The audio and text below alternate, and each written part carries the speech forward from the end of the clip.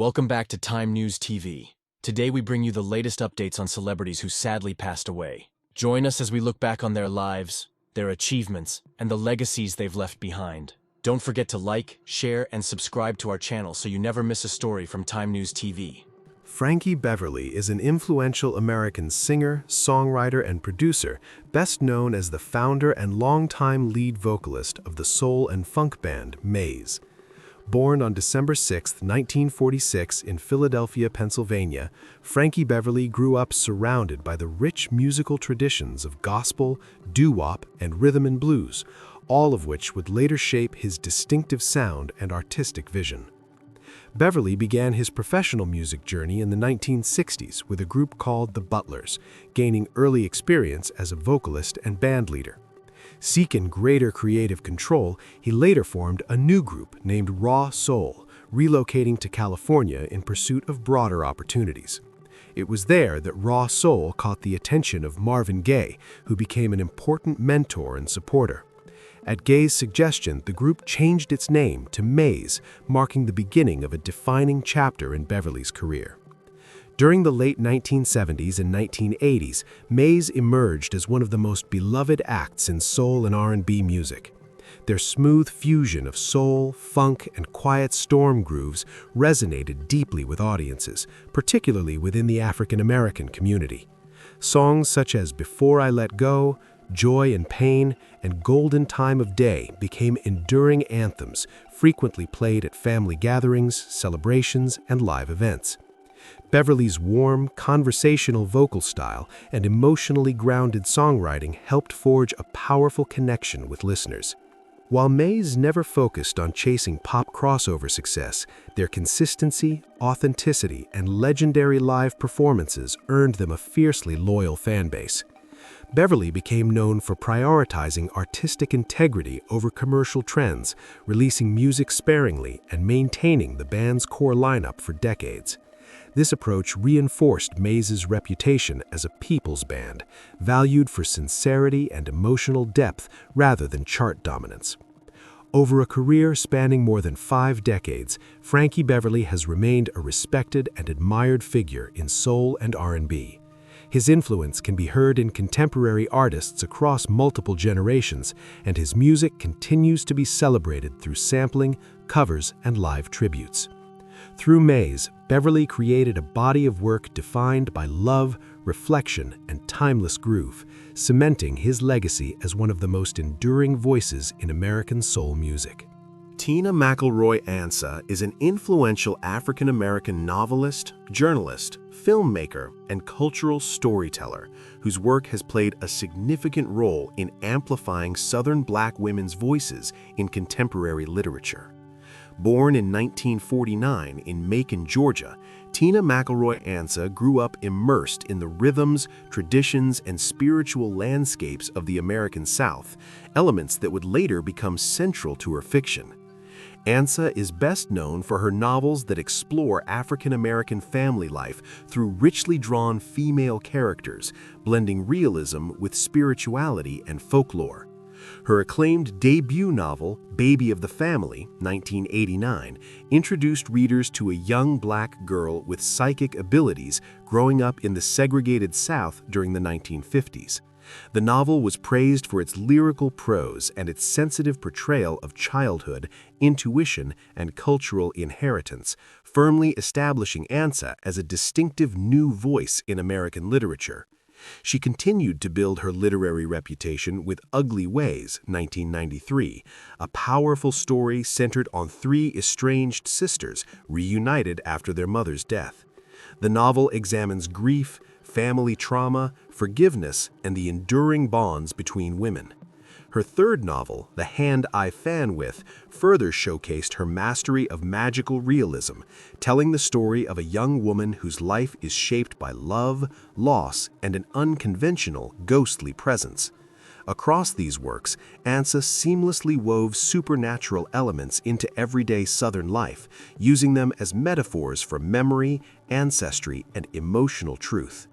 Beyond fiction, Ansa has worked extensively as a journalist, filmmaker, and lecturer. She has been deeply committed to preserving African American history and culture, particularly the stories of Southern Black communities that are often overlooked. Through lectures, workshops, and film projects, she has mentored emerging writers and encouraged authentic storytelling rooted in lived experience. Tina McElroy Ansa's body of work is celebrated for its emotional depth, spiritual resonance, and cultural significance.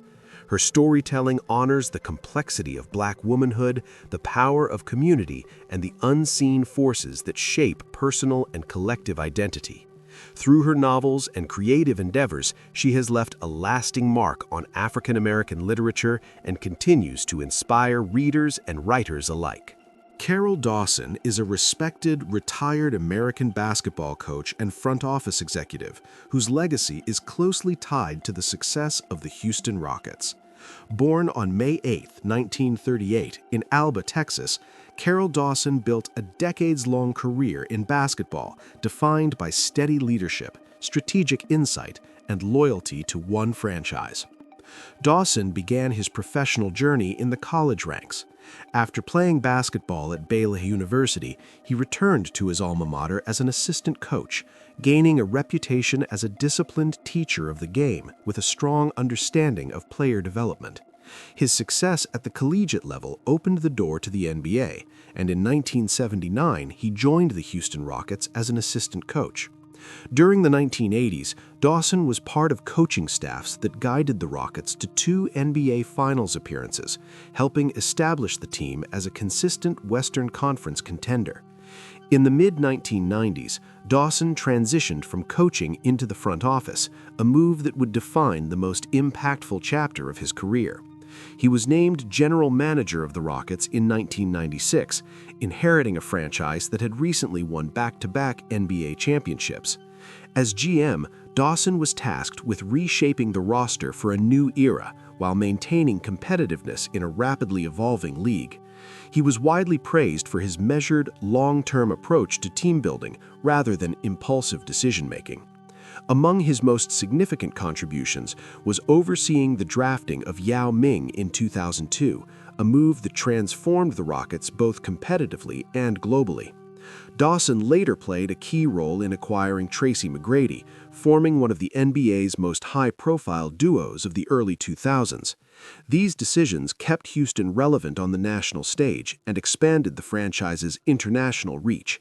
Dawson retired from his executive role in 2007 after nearly 3 decades with the organization. His tenure is remembered for stability, integrity, and basketball intelligence rather than flash. Within NBA circles, Carroll Dawson remains highly respected as a behind-the-scenes architect who helped guide one franchise through multiple eras of success. Cleo Maria Bottari is an Italian lawyer and respected public figure, widely known as the wife of Giorgio Napolitano, the 11th president of Italy. Born on November 10, 1934, in Chiaravalle, Italy, Bottari built a distinguished professional identity long before entering the public spotlight as Italy's First Lady. She pursued her legal education at the University of Naples Federico II, one of Italy's oldest and most prestigious universities. It was there that she met Giorgio Napolitano, beginning a partnership rooted in shared intellectual interests and public service. The couple married in 1959 and went on to raise 2 sons, Giulio and Giovanni. Professionally, Cleo Maria Bottari established herself as a capable and principled lawyer, earning respect within Italy's legal community. Throughout her career, she demonstrated a strong commitment to issues of justice, equality, and institutional integrity. While she did not seek public prominence, her work reflected a consistent engagement with legal reform and women's rights, causes that remained important to her throughout her life. Her role as First Lady of Italy from 2006 to 2015 coincided with a particularly significant period in the country's political history. During her husband's presidency, Bottari was admired for her discretion, composure, and sense of responsibility. Rather than adopting a highly visible or ceremonial role, she chose to maintain a low profile, aligning herself with cultural, social, and humanitarian initiatives without seeking media attention. This approach reinforced her reputation for dignity and seriousness, qualities that resonated strongly with the Italian public. Cleo Maria Bottoni was often praised for embodying a modern yet restrained model of public service, supportive of her husband's constitutional role while remaining firmly grounded in her own professional identity. Even after the conclusion of Napolitano's presidency, she continued to be regarded as an influential and respected figure, particularly within legal and civic circles. Her life reflects a balance between private integrity and public responsibility. As both an accomplished lawyer and a first lady who redefined the role through quiet strength rather than visibility, Cleo Maria Bottoni remains a notable figure in contemporary Italian public life. Jim Sasser is an American politician and diplomat best known for his long career in public service, including nearly 2 decades as a United States Senator and later as a senior diplomat during a pivotal moment in U.S.-China relations. Born on September 30, 1936 in Memphis, Tennessee, Sasser grew up with a strong interest in public affairs and law, a foundation that would shape his professional life. He earned his undergraduate and law degrees from Vanderbilt University, after which he established a successful legal practice in Nashville. His legal background and deep understanding of policy issues helped pave the way for his entry into politics. A member of the Democratic Party, Sasser was elected to the U.S. Senate in 1976, representing Tennessee and beginning a tenure that would last until 1995. During his time in the Senate, Sasser gained a reputation as a serious and pragmatic legislator, particularly on matters related to fiscal policy. He served as chairman of the Senate Budget Committee, where he played a central role in shaping federal budget policy during the 1980s and early 1990s. His work focused on deficit reduction, entitlement reform, and long-term fiscal responsibility, often requiring negotiation across party lines.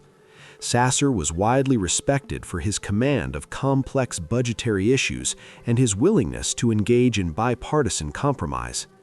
After leaving the Senate, Sasser continued his public service on the international stage. In 1996, he was appointed United States Ambassador to China by Bill Clinton. Serving until 1999, Sasser represented the United States during a critical period in China's economic expansion and growing role in global affairs. His ambassadorship focused on strengthening diplomatic dialogue, expanding trade relations, and managing sensitive political and human rights issues between Washington and Beijing. Throughout his career, Jim Sasser has been regarded as a thoughtful, moderate voice in American politics, someone who valued institutional stability, fiscal discipline, and diplomacy. His legacy spans both domestic governance and international relations, marking him as a consequential figure in late 20th century American public life. Augusto M. Seabra was a leading Portuguese music and film critic, cultural programmer, and public intellectual whose influence shaped decades of artistic debate in Portugal. Born in 1954, Seabra came of age during a period when culture, politics, and social change were deeply intertwined, and he quickly distinguished himself as an independent and uncompromising critical voice. He began writing about music in 1977, earning early recognition for his intellectual rigor, breadth of reference, and resistance to fashionable trends or institutional agendas. Across a long and prolific career, Seabra contributed extensively to some of Portugal's most influential publications, particularly Expresso and Público, the latter of which he helped establish in 1990. His criticism was marked by clarity and depth, approaching music and cinema as cultural practices inseparable from political and social realities. Whether writing about contemporary classical music, experimental sound, auteur filmmaking, or the structures governing cultural production, Seabra consistently framed art as a site of critical reflection rather than passive consumption.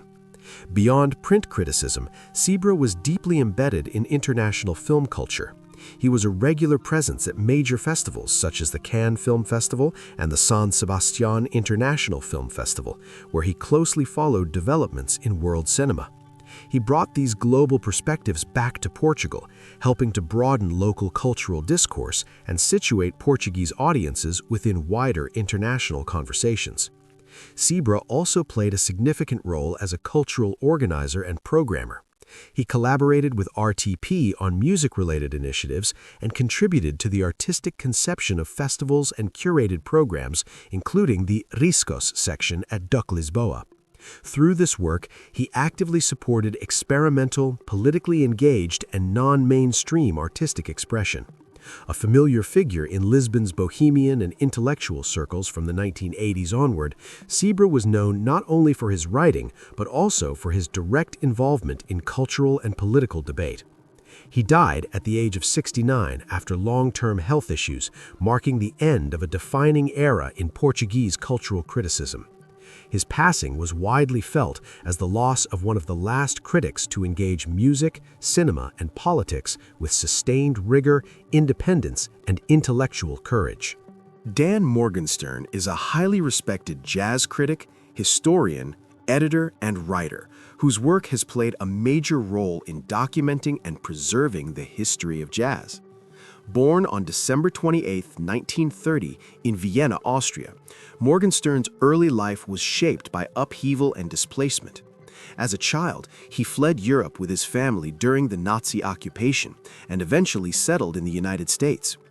Growing up in New York City, he was immersed in a vibrant cultural environment where jazz was thriving, and it was there that he developed a lifelong passion for the music. Morgenstern began his career in jazz journalism in the 1950s, quickly establishing himself as a thoughtful and authoritative voice. Over the decades, he wrote extensively for leading jazz publications, including Downbeat, Metronome, and Jazz Times. His writing has been widely admired for its clarity, depth, and historical awareness, combining careful research with a genuine love for the artists and traditions of jazz. Rather than focusing solely on trends, Morgenstern emphasized context, lineage, and the individuality of musicians, helping readers better understand how jazz evolved across generations. In addition to his work as a critic, Morgenstern made lasting contributions as an author and editor. His books, including Living with Jazz, A Reader, and Jazz People, are considered essential reading for jazz enthusiasts and scholars alike. These works collect essays, profiles, and reflections that illuminate the personalities, creative processes, and cultural significance of jazz musicians, reinforcing Morgenstern's role as both a historian and a storyteller. Morgenstern also served for many years as the director of the Institute of Jazz Studies at Rutgers University, one of the world's most important jazz archives. In this role, he helped safeguard invaluable recordings, documents, and oral histories, ensuring that jazz history would remain accessible to future generations. His contributions have been recognized with numerous honors, including a Grammy Award for Best Album Notes in 1997 for his work on a Louis Armstrong release, acknowledging his exceptional ability to contextualize and interpret the music of Louis Armstrong. Through his writing, scholarship, and advocacy, Dan Morgenstern has become a central figure in the preservation and understanding of jazz, leaving an enduring legacy in the world of music history. Henny Moan, born in 1936 in Norway, is one of the country's most distinguished actresses, celebrated for her influential work in both theater and film. She began her acting journey at just 17 years old, moving to Oslo in 1953 to study at the Theatre Academy, where she was part of its very first cohort of students. From the outset, Moan stood out for her intensity on stage, her modern sensibility, and her striking short haircut, which became part of her public image and symbolized a new generation of Norwegian performers. Moan quickly established herself at Norway's leading theaters, including Det Norske Theater and National Theatre. On stage, she delivered powerful performances in major classical roles, earning acclaim for her emotional depth and psychological nuance. Among her most notable theatrical performances were The Lady of the Camellias and Miss Julie, productions that confirmed her reputation as one of the most compelling stage actresses of her time. In Norwegian cinema, Henny Moan achieved lasting recognition through a small but highly influential body of work. She is especially remembered for her role as Lillian Werner in the 1958 psychological horror film Lake of the Dead. Her lakeside scene in the film became iconic and is still regarded as one of the most haunting moments in Norwegian film history. She also appeared in 9 Lives, a film widely considered one of the greatest achievements of Norwegian cinema, further cementing her legacy on screen. Beyond her professional accomplishments, Moan's personal life also drew public attention.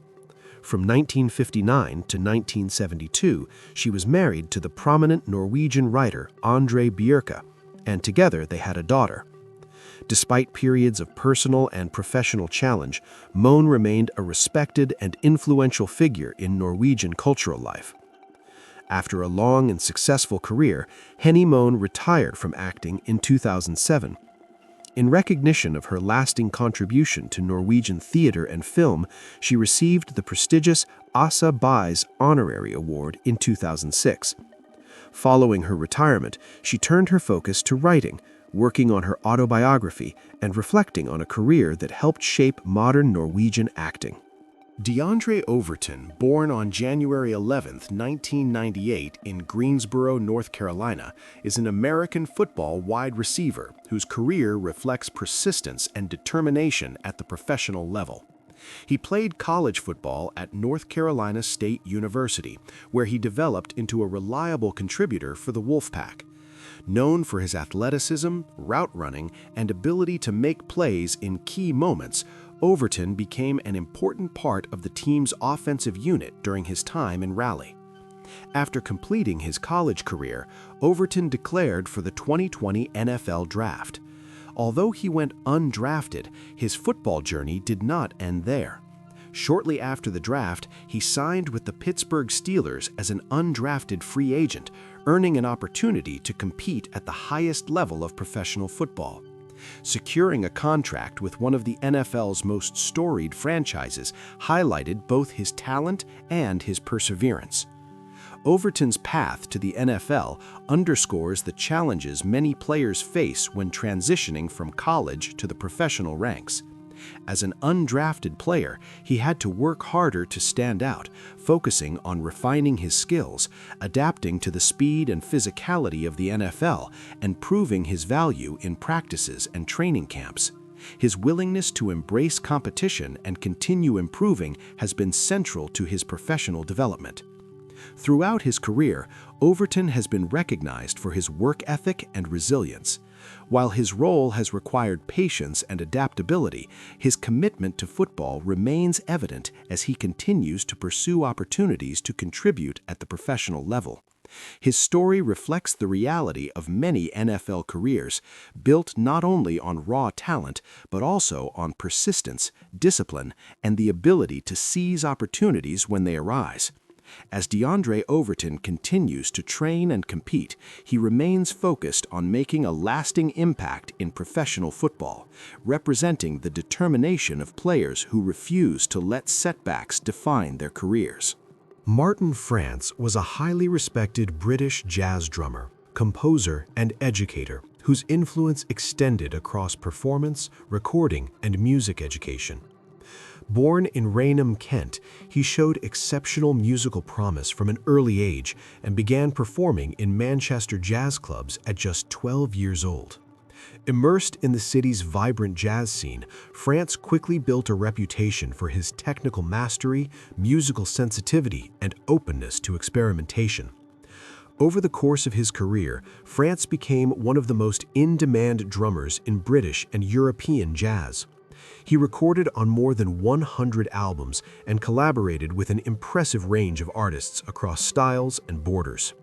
Among those he worked closely with were John Surman, Nils Pater Molvar, and Elvis Costello. These collaborations highlighted France's versatility and his ability to adapt seamlessly to different musical languages, from contemporary jazz and experimental music to rock-influenced projects. France was particularly admired for his innovative approach to rhythm. Alongside acoustic drumming, he frequently incorporated electronic drums, sampling, and sequenced percussion into his performances. This forward-looking approach gave his playing a distinctive sound and placed him at the forefront of modern jazz experimentation, influencing how rhythm sections could function in contemporary settings. In addition to his work as a performer, Martin France made a profound contribution to music education. He taught at the Royal Academy of Music for nearly 2 decades, where he mentored generations of young musicians. As a teacher, he was known for encouraging individuality, deep listening, and creative risk-taking, rather than rigid adherence to stylistic rules. Many of his students went on to establish successful careers, carrying forward his musical philosophy. In his later years, France faced a long illness which gradually limited his public activities. He passed away peacefully at home at the age of 60. His death was widely felt as a significant loss to the jazz community, not only in the UK, but internationally. Martin France's legacy endures through his extensive discography, his innovations in jazz drumming, and the many musicians he inspired as both a collaborator and a teacher. His work continues to resonate as a testament to creativity, curiosity, and musical generosity. Selene Origel Kensop, born on May 4, 1970 in Loum, Cameroon, was a celebrated Cameroonian actress affectionately known to audiences by her stage name, Mami Ton. Deeply beloved for her warmth, humor, and expressive performances, she became one of the most recognizable faces in Cameroonian television and cinema. Although her early ambition was to pursue a career in nursing, her life took a decisive turn after she relocated to Douala in 1992, where she discovered a profound passion for acting. Her entry into the entertainment industry was shaped by the guidance and support of director Ebenezer Kipombia, who helped her develop her talent and gain visibility. Through this collaboration, Kensop quickly rose to prominence, becoming a household name thanks to her ability to portray relatable characters with both comedic flair and emotional depth. She earned widespread acclaim for her roles in popular television series such as Foyer Polygamique and La Nouvelle Épouse, productions that resonated strongly with audiences for their exploration of family life, relationships, and social realities. Beyond her work on screen, Kensop was deeply committed to social causes. She was particularly active in advocating for the rights and dignity of amputees, a cause close to her heart, which she supported alongside her daughter. Her activism reflected the same compassion and social awareness that characterized her artistic work, reinforcing her reputation as not only an entertainer, but also a socially engaged public figure. Throughout her career, Selene Origel Kensop received multiple honors recognizing her talent and impact. Among her most notable achievements were winning the Canal 2 d'Or Award for Best Actress in both 2011 and 2013, cementing her status as one of Cameroon's most accomplished actresses. Tragically, Kensop passed away on September 4, 2024, following complications from a hemorrhagic stroke she suffered in August. Her death marked a profound loss for the Cameroonian arts community.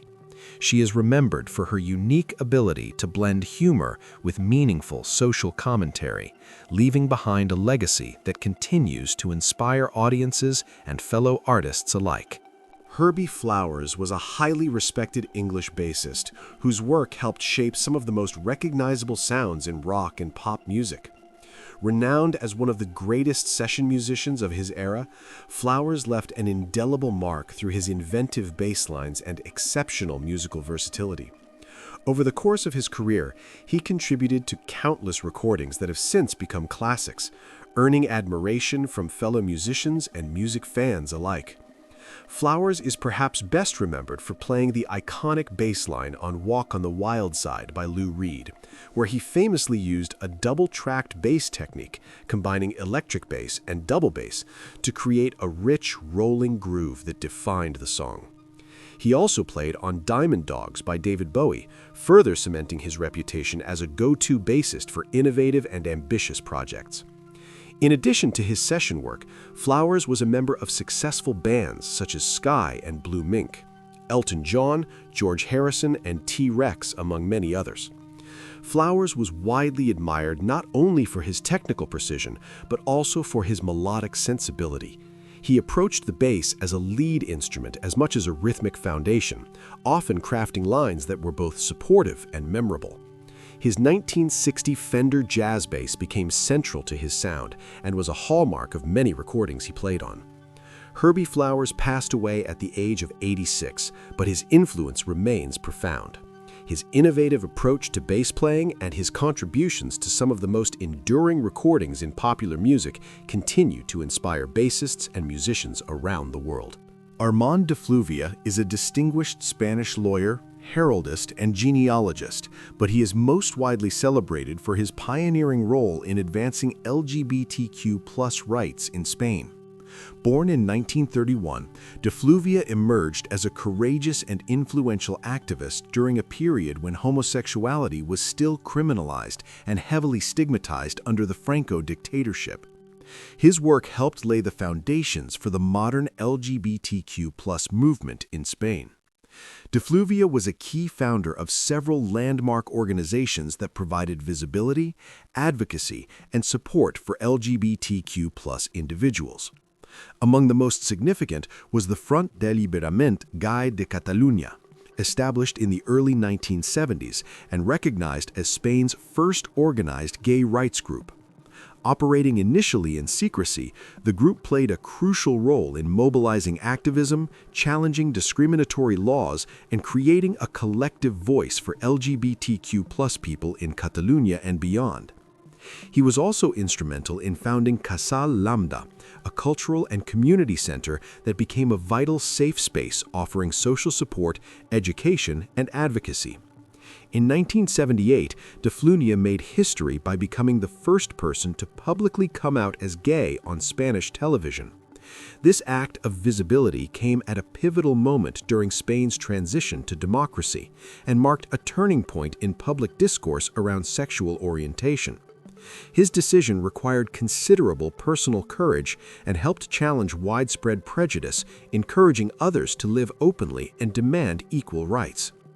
Throughout the 1980s and 1990s, de Fluvià remained actively involved in campaigns for legal reform, social acceptance, and cultural recognition of LGBTQ+ communities.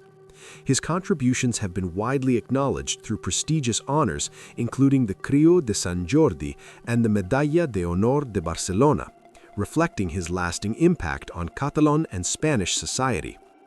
Alongside his activism, de Fluvià built a respected career in genealogy and heraldry, becoming an authority in the study of noble lineages and historical symbols.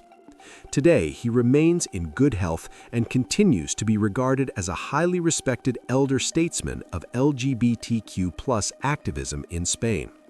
His legacy stands as a testament to courage, perseverance, and the power of visibility in advancing human rights. Screamin' Scott Simon was a celebrated American pianist, songwriter, and performer, best known for his long and influential tenure with the rock and roll and doo-wop revival group Sha Na Na. He joined the band in 1970, shortly after its formation, and remained a core member for more than 5 decades, performing with the group until they officially stopped touring in 2022. Simon became synonymous with Sha Na Na's high-energy stage presence and nostalgic celebration of early rock music. Beyond his role as a performer, Simon was also a talented songwriter. He co-wrote several notable songs, including Sandy, which was memorably performed by John Travolta in the hit musical film Grease. The song became an enduring part of pop culture and introduced Simon's songwriting to a global audience beyond Sha Na Na's fanbase.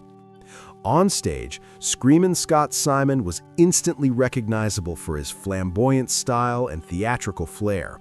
One of his most famous trademarks was playing the piano with his feet, a crowd-pleasing stunt that embodied the playful, over-the-top spirit of classic rock and roll.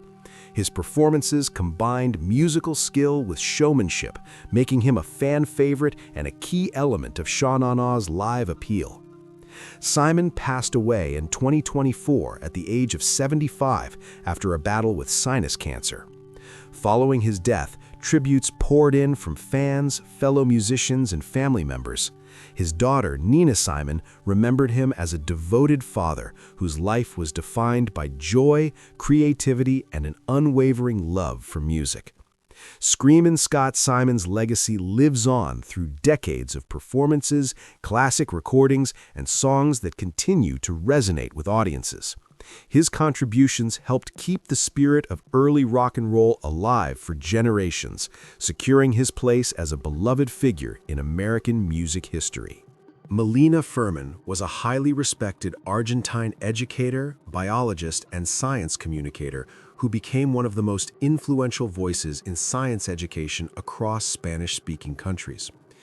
Trained as both a scientist and an educational researcher, she combined academic rigor with a deep commitment to improving how science is taught and learned at all levels of schooling. Furman earned a degree in biological sciences from the University of Buenos Aires and later completed a PhD in science education at Columbia University.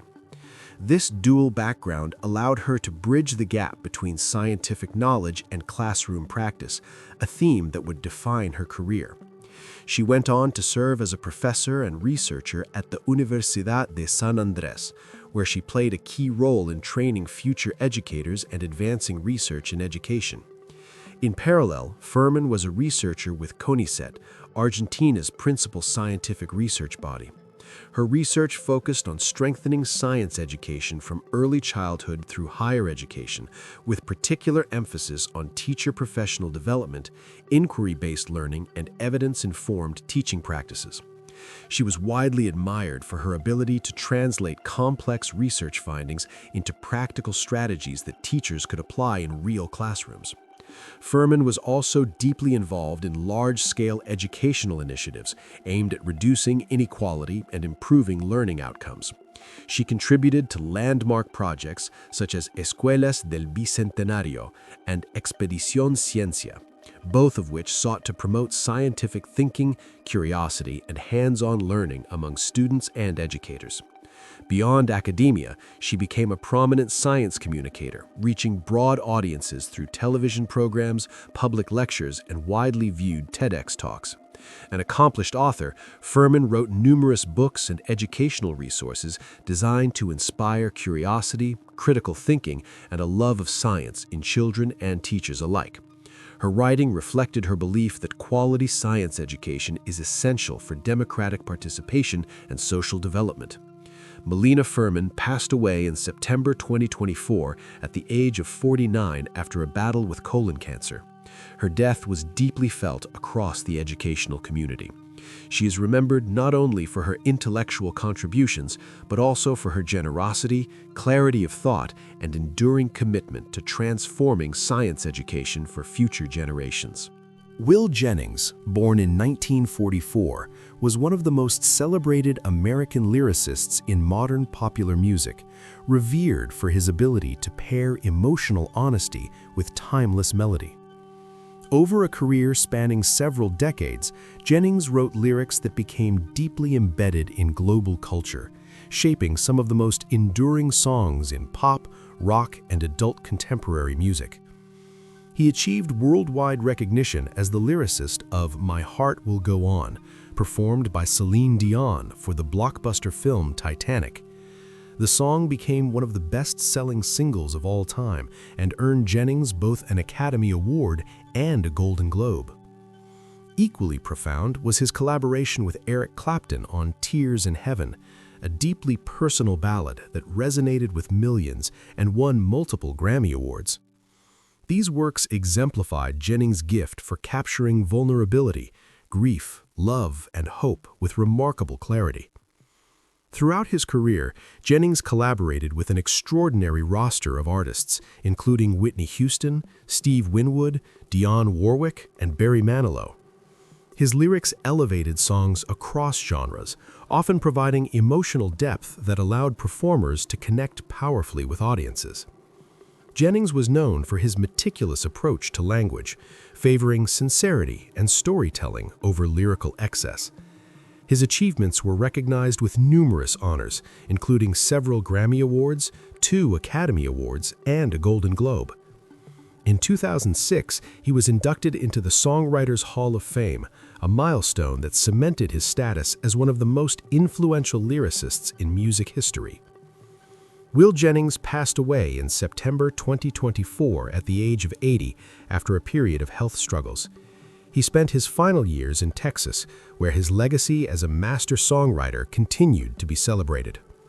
His catalog, recently valued between $60 and $70 million, stands as a testament to the enduring power of his work. More than commercial success, Jennings leaves behind a body of songs that continue to move, comfort, and inspire listeners around the world. Dolly Parton is one of the most enduring and beloved figures in American popular culture, celebrated not only as a country music icon, but also as a songwriter, actress, entrepreneur, and philanthropist. Born on January 19, 1946 in Sevierville, she was raised in rural Appalachia in a large family with limited financial means. Growing up in a one-room cabin, Parton's early life was shaped by poverty, faith, and close family ties, experiences that would later deeply influence her songwriting and public persona. Music entered Parton's life at an early age. She began singing as a child in church and on local radio programs, quickly revealing a remarkable talent and determination. After graduating high school, she moved to Nashville, the heart of the country music industry, to pursue her dream of becoming a professional musician. Her persistence paid off in the late 1960s when she began to gain national recognition. Songs such as Jolene, Coat of Many Colors, and I Will Always Love You not only became major hits, but also cemented her reputation as a gifted storyteller, capable of blending personal experience with universal emotion. Over a career spanning more than 5 decades, Parton has released dozens of albums and written thousands of songs, many of which have been recorded by artists across multiple genres. Her contributions have earned her numerous honors, including multiple Grammy Awards and induction into the Country Music Hall of Fame. Beyond music, she successfully expanded into film, television, and business, becoming a rare example of an artist who seamlessly bridged creative and commercial success. As a businesswoman, Dolly is the founder of Dollywood, a theme park that has become a major cultural and economic landmark in Tennessee. Equally significant is her philanthropic work, particularly the Imagination Library, which provides free books to millions of children worldwide and reflects her lifelong commitment to education and literacy. Now in her late 70s, Dolly Parton remains remarkably active. At 78 years old, she continues to write, record, and release new music while maintaining a visible presence in charitable initiatives. She has not publicly disclosed any serious health concerns and often credits her longevity and vitality to a positive outlook, humor, and balanced approach to life. Her continued creativity and generosity underscore why Dolly Parton is not only a music legend, but also a lasting symbol of resilience, compassion, and artistic excellence.